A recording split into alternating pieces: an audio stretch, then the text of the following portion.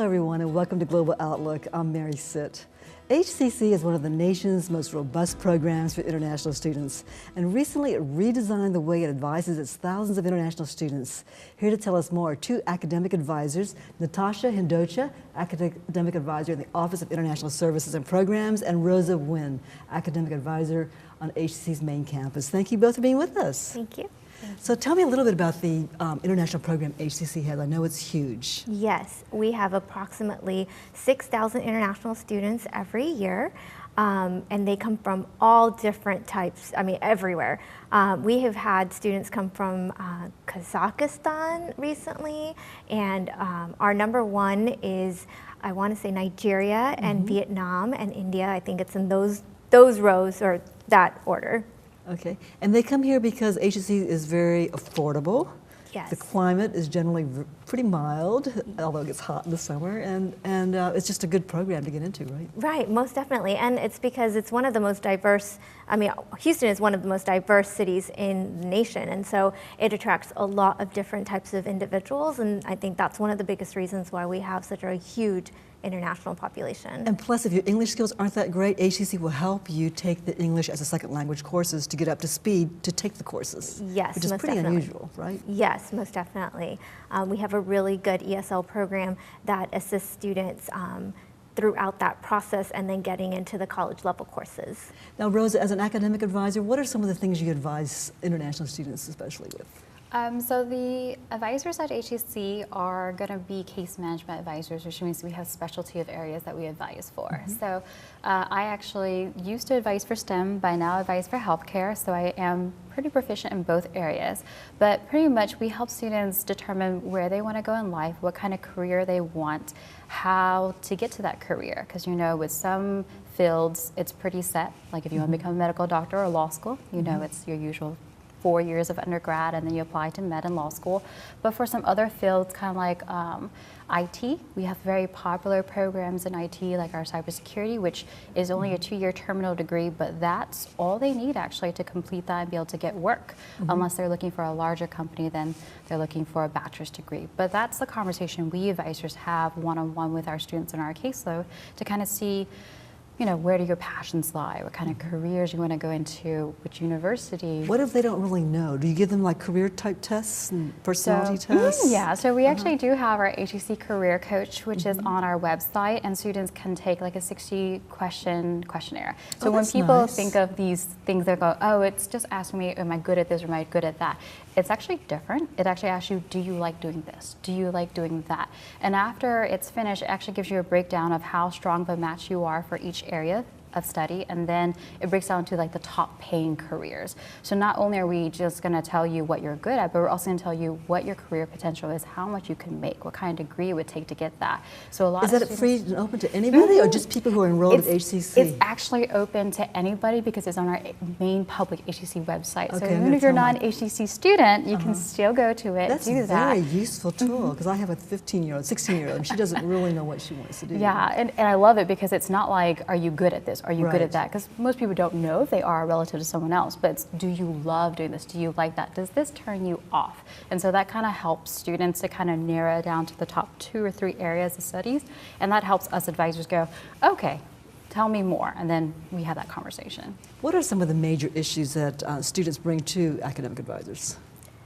Some of the major issues that I see with international students is really being confused with the career choices and helping them kind of navigate that road when they first get here. So when a student gets here from their country, they need to choose a major. So they put any major so that they could get that visa and get over here. And then once they're here, that's when we really have that conversation that Rosa was just talking about their career choice and helping them navigate that. Other than that, it's really the English that we talked about.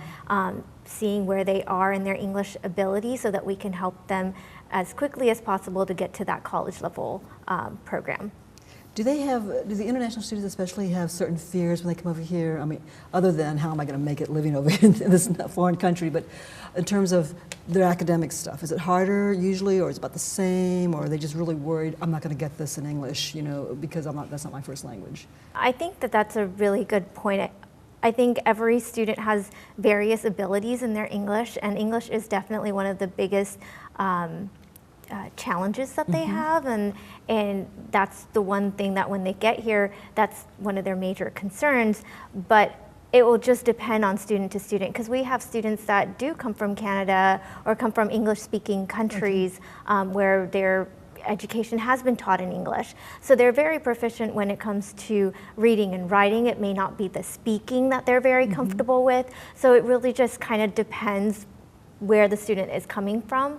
And then along with that, it's always finances, kind of like the next thing where they're worried about how they're going to pay for the classes. And family. Family is a big deal. So I get a lot of students, F1 or otherwise, even students who are U.S. citizens here, where their family may want them to become an engineer, become a nurse. Family pressures, and so, yes, and so it's kind of hard as an academic advisor to figure out, should we advise towards, because their family is a huge support network for them. We can't just tell the student, disregard your family. Because they're saving money and sending Junior to the United States to study. It's a big deal. Yeah, and so sometimes we just kind of have to compromise and go, well, we understand your family wants you to go into this area of field and you're not comfortable with this, but you said you like this, and this is going to be something that will mesh those two together. And so we kind of have to get very innovative with them, and so we sit there, we talk to them about their options. Can you sort of double major, Rosa?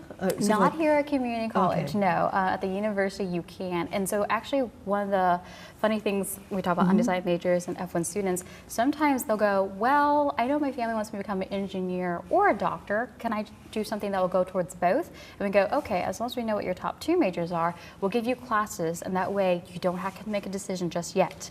You have a little bit of time before you have to apply to a university and make that decision finally at that time. So they can do like healthcare courses, science, math type things for the engineering part, and then tell their family, look, I'm really good at this, I'd like to go into that. By that point, hopefully they can compromise and come to something. Okay, recently HCC changed its entire model of how to advise students. What was the old way first? We were pretty much going to be departments that service students, but we've kind of worked on our own. So we just kind of assumed what the other side was doing. So in academic advising, we just dealt with just classes. So anytime staff would see an F1 indicator on a student's account, they go, oh, okay, F1, you just go to international office. And then you just shuffle the student over to Straight on your over, section. yes. Okay. So there was no real continuity, there was no, the communication wasn't as great as it could be, right? Exactly, and I think that was the biggest thing, is the communication amongst the departments, and I think that this new model that we're trying to develop or have developed is really helping with that miscommunication and to allow departments to freely communicate with each other. So, for example, the other day I had an academic advisor at Stafford call me and say, hey, I have a student in my office and he's an F1 student and this is the issue, what do I do? So, you know, the communication has become so open amongst us advisors at this point that we can solve, we can solve the issues right away. We're going to take a little break right now. When we come back, we'll talk more about this new model HCC has to help students in their academic career here. Stay with us.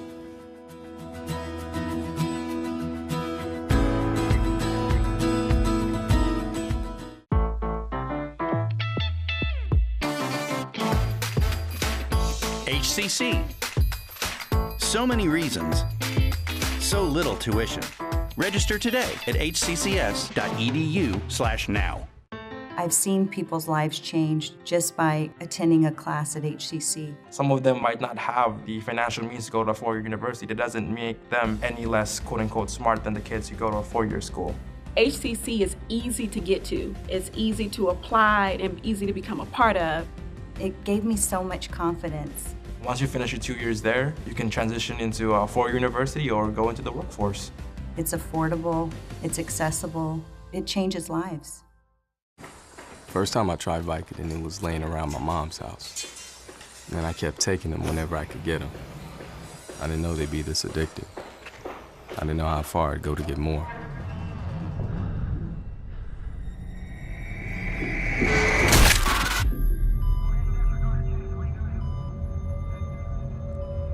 Opioid dependence can happen after just 5 days. Know the truth, spread the truth.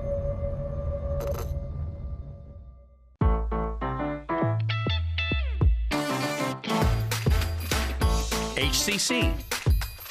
So many classes, so little tuition. Register today at hccs.edu/now.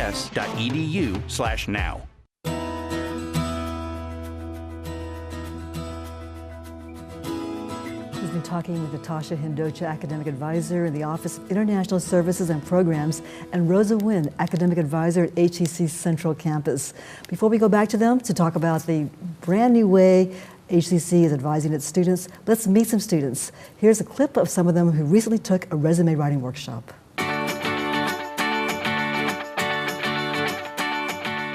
This event is Going International, Perfecting the U.S. Resume. This event is for students who are new to the U.S. and may not be familiar with the resume and interviewing process here in the United States.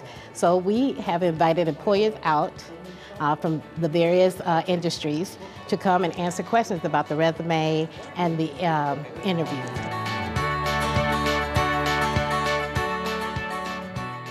Quite many things from this event, from how to present myself in the interview to better structuring my CV and to what kind of, clothes should I wear to, be a professional, like professional attire, We tell our students what are the opportunities while in college to formulate their skill sets that will really help us to prepare them to be more successful.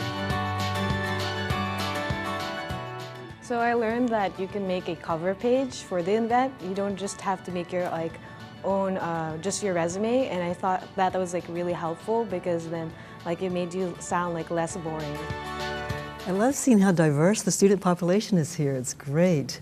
Now, HCC has revamped the entire way it advises students, something called Pathways and Case Management. Tell me what this is and how it will help students. So the Pathways and Case Management means that you actually are going to be paired with someone who it's going to be comfortable with advising in your field, kind of giving you any kind of agreements we might have with universities, any possible career choices in that area. As I said earlier, I actually specifically advise for healthcare. So if you ask me a lot about nursing, I could tell you so much. And so that's part of the new pathway models. With the pathway models, that open up the opportunity for us to be able to create this new F1 advising model, taking it from where it was before and just making it better. What does it mean by case management exactly? So by case management, every advisor on campus would have a specific number of students that are assigned to them based on their area of study.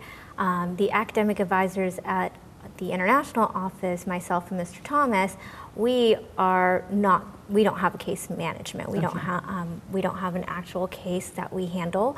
We're kind of like the middle individuals that help the student from the onboarding process, and then we throw the baton to the academic advisors, and they'll do the retention part of the student's journey here at HCC. And one student gets assigned one academic counselor the entire college career? Yes, exactly. Instead of just saying, oh, go find an advisor. No, it's not like that. You're actually going to be assigned. So here's Miss Rosa Nguyen, you deal with her, and you try to find someone in your field, but also do you do someone who's close to that, where the person lives? Yes, we try to base them really close to their home campus. And part of the reason why is part of the case management retention piece is just questions like, how do I get my textbooks? Where do I go? What happens if I'm having a problem with my professor? What happens if I miss too many classes because I have the flu? It actually happens quite frequently. And so we're closer to them. We're accessible to them that way. We can help them with all of these questions. Also, although they're not related to classes, they do impact how well a student is in their class, and that's part of the new case management model. So do you two get tons of texts and emails from your students asking you all these different logistical type questions too? All the time. Yeah. All the time. Especially after winter break, I think I had about, I want to say, 300-400. I mean, it's just. And you really go through one by one trying to answer all of them? Yes, it took a couple of days, but yeah, we got through them all, yes. What would you say, if you had to give one piece of advice to a new international student, or two pieces of advice, what would you tell them? I would say ask as many questions that you have. Ask all the questions, because there's no stupid question, and you're coming into this new country. You may not have family and friends here, and so we're really here to help you and guide you through that process from day one that you land here till you graduate and go either to another degree or transfer out, but we're really here to help you. That's our passion, that's what we want to do, and everyone at our office, along with all the academic advisors on the campuses, that's our main goal. We love you guys, and we want to really help you through that whole process. You're going to get 600 emails.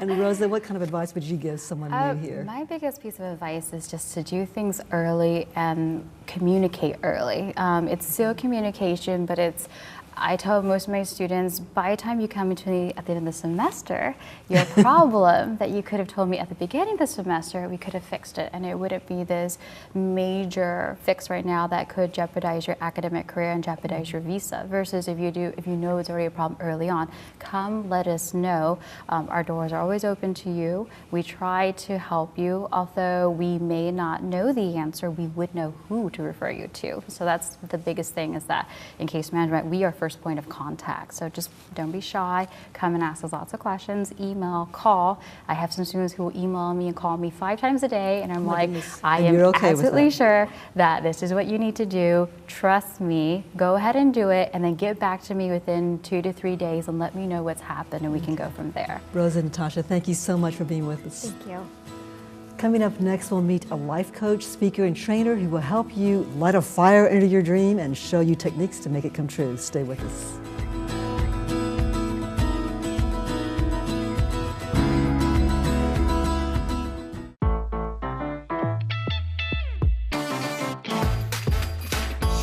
HCC. So many locations. So little tuition. Register today at hccs.edu/now. We have academic programs that help students get from high school into a university. And the data is very clear that students that take the path of a community college finish in far higher numbers than students that start straight into a university experience. Our students can achieve a baccalaureate degree in multiple fields from the universities in the area without ever leaving Houston Community College.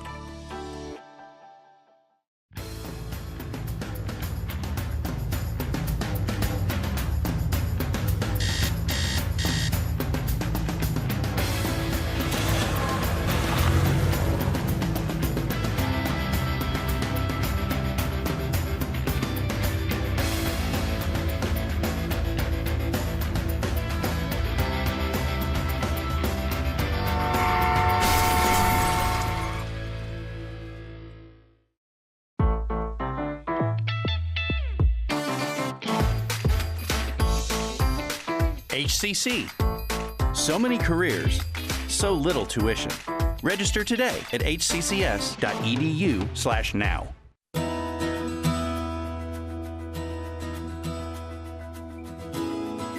Our next guest is a speaker, trainer, and life coach. Toinette Wright is the president and CEO of Top Notch Professional Consultants. Her specialty, empowering people to reach their goals, and that includes students too. Toinette, thank you so much for being with us. Thank you so much for having me. So tell me, what does a life coach do? Well, life coach for me is helping people understand their purpose. That's one major thing. And you know, reaching and maximizing their full potential in life, you know. And when I say life coach, it doesn't matter if it's personal or professional, because there are professional things that people want to accomplish as well that I also can assist. So, and it's helping you basically just transform in every area of life. And how do you motivate people to achieve their dreams? Well, I usually walk them through a process, you know, encourage them, of course, cheer them on. But the major thing is giving them principles and techniques and different things that they can apply to their lives. Because it's one thing to me to just give you information, but if you don't act upon them, if you don't apply them, then you really don't, you know, change. So you give people like worksheets and action plans, and, and they have to like figure out how they're going to do those steps. Yes, and I actually coach them through it. So, you know, it's a process. And when you help a person realize what's already on the inside of them. You know, a lot of times it's just helping them pull it out. It's really already there. They just need some assistance with getting it done. And I kind of equate it to when you go to college. You choose a particular career path that you want to take. You get a skill set, and when you're there, you're learning, you go through that part of the program where you're getting a lot of that hands-on training. When you get out, now you want to seek a job, you know, a career that you can actually utilize that knowledge and the skills that you've been taught and trained and been given. And that's the application of it. And so I can motivate and I can empower you and give you everything, but application is really the key for transformation to take place. Tell me about DISC, D-I-S-C. What is DISC behavior? Well, DISC behavior, actually, the system was created back in the 1920s by Dr. William Marston. And he went to Harvard, and so he created this system so that people can understand their personality styles and their strengths and how to communicate and all of that. So when you look at DISC, it's simple, DISC, D-I-S-C, and the D stands for dominant. That means that person is driven. They're usually very ambitious type people. Take charge, yes, very task-oriented. Bossy. Yes, that's they can be known as bossy. She is take charge and bossy. Mine too, so. And so, so you have that, and they're task-driven. You know, they're laying in the bed. As soon as they get up in the morning, they're thinking about, oh, I got to do this. They have a list, and that's what they go by. The I is the influencer. That's the influencer personality. That individual is really outgoing, bubbly personality, impulsive. You know, they walk in a room and just light it up, and everybody's all excited, and that's that type of personality. And they're people-oriented. So they may think about, who am I going to see when I get there, when I get to wherever I'm going? This is what I got to do today. Ooh, it's such and such going to be there. So that's the way they're motivated.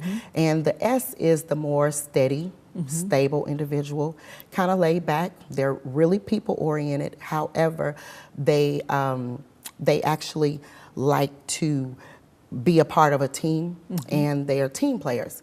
So they are great on your team. So any task that they're given, they are going to make sure that it's carried out, but they love people. So people is more of their motivator. And so then you have the C, which is the compliant. This individual is very conscientious. They're detailed oriented. They want facts, and then they are systematic. They want policies, procedures, and they're task driven as well. And they follow the book. And they follow the rules. Exactly. So it seems like you need a little bit of all of these types of personalities to make a really good team if you're at the workplace, right? Exactly.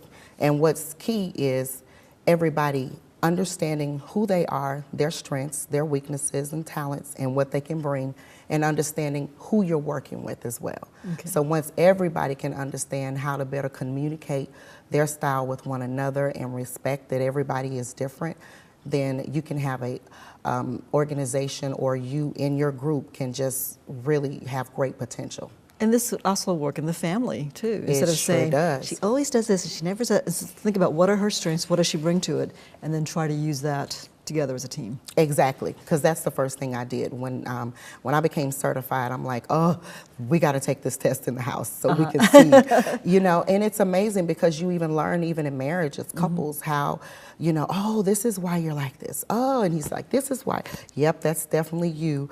And the same thing with our daughter. I have a 15-year-old, so giving her the assessment as well has actually helped me learn how to deal with her, how to communicate with her, know what her trigger points are, because that's another thing that the assessment will teach you. It'll let you know what triggers, you know, oh, this is why I don't think I want to do that. So you find better ways to communicate and not just only do it your way, but you respect the way the other person receives what you're trying to say and do. Maybe all of Congress needs the DISC, right?